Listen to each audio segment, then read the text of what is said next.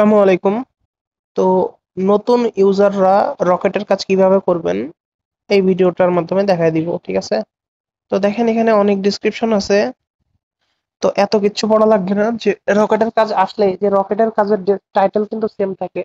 এই যে এটা place a rocket on the website, এইটাই থাকে সব সময়। তো অবশ্যই আমি যেভাবে দেখাই দিচ্ছি সেভাবে আপনারা করবেন। সো স্টার্ট এক্সিকিউশনে ক্লিক দিব। দেওয়ার পরে অবশ্যই রকেটের ওয়েবসাইটে এই যে রকেটে যেখানে রকেটে ক্লিক দিতে হবে, সো রকেটে ক্লিক দেওয়ার আগে অবশ্যই আমাদেরকে রেজিস্ট্রেশন করে নিতে হবে। এটা কি জন্য ভাই? একটা সহজ কথা বলেন, ফেসবুক বা টুইটারে কোনো পোস্টে লাইক দেওয়ার জন্য আপনাকে তো অবশ্যই ফেসবুক বা টুইটারে অ্যাকাউন্ট খুলে নিতে হয়, ঠিক না?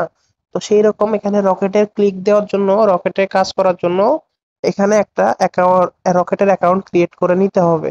সো এটা একবারই, আমি এই যে প্রথম করতেছি এই একবারই, ঠিক আছে? এরপরে আর লাগবে না।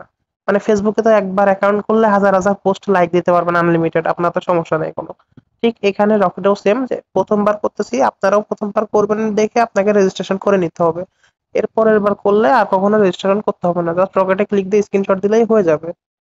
সো এত কথা না বলে রেজিস্ট্রেশন, একদম উপরে যে নীল কালারের রেজিস্ট্রেশন বাটন দেখা যাচ্ছে এখানে ক্লিক দিব। ক্লিক দেওয়ার পরে আমরা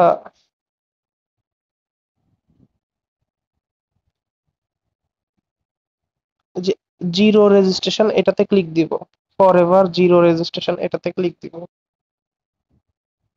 এরপর আমরা এই যে গুগল অথবা ইমেল যে কোনো একটাতে রেজিস্ট্রেশন করতে পারবো। সো আমি গুগল সিলেক্ট করলাম। গুগল সিলেক্ট করার পরে আমার গুগল অ্যাকাউন্ট দিয়ে একটা অ্যাকাউন্ট খুললাম, মানে যে কোনো একটা অ্যাকাউন্ট সিলেক্ট করে দিলাম। এরপর কন্টিনিউ করব। কন্টিনিউ করার পরে দেখুন আমার রকেটের অ্যাকাউন্ট ক্রিয়েট করা হয়ে গেছে। হয়ে গেলে এখন আমাকে কি করতে হবে? এখন আমাকে এই যে এখানে দুইটা অ্যাকসেপ্ট করতে হবে। অ্যাকসেপ্ট করে এই যে ইউজার নেম, এখানে ইউজার নেম,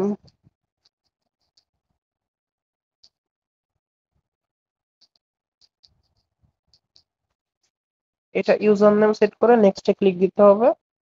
তো দেখেন এখানে আমার অ্যাকাউন্ট ক্রিয়েট করা হয়ে গেছে।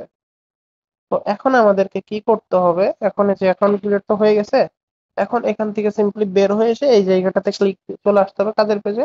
এখন থেকে অ্যাকাউন্টে এই যে এই জায়গাটাতে যে দিস লিঙ্কে ক্লিক দিলে আবার আবার আমাকে নিয়ে যাবে।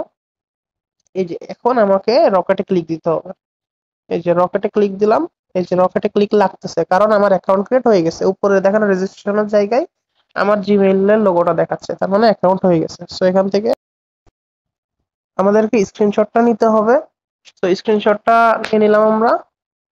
নিয়ে নেওয়ার পরে আমরা ব্যাক দিব। যে ব্যাক দিয়ে এই জায়গাটাতে আমরা স্ক্রিনশট অ্যাটাচ করে দিব, সাবমিট করে দিব। তাইলে আমাদের কাজটা সম্পন্ন হয়ে যাবে। সো এখান থেকে দেখেন আমরা সাবমিট রিপোর্টে ক্লিক করে দিব। এরপর থেকে আপনাদের যত রকেটের কাজই আসুক না কেন, তো আপনারা কি করবেন? আপনারা স্টার্ট এক্সিকিউশনে ক্লিক দিবেন, রকেটে ক্লিক দিবেন, এরপর ব্যাক এসে স্ক্রিনশট নিয়ে স্ক্রিনশট সাবমিট দিয়ে দিবেন। সিম্পল, একদম পুরোপুরি সিম্পল বিষয়। সো সাপোজ আমার অ্যাকাউন্ট ক্রিয়েট করা হয়ে গেছে, আমি এই যে এখান থেকে নতুন কাজ করতে গেলে স্টার্ট এক্সিকিউশনে ক্লিক দিব।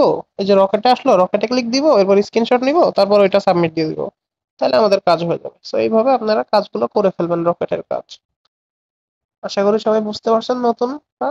ধন্যবাদ সবাইকে।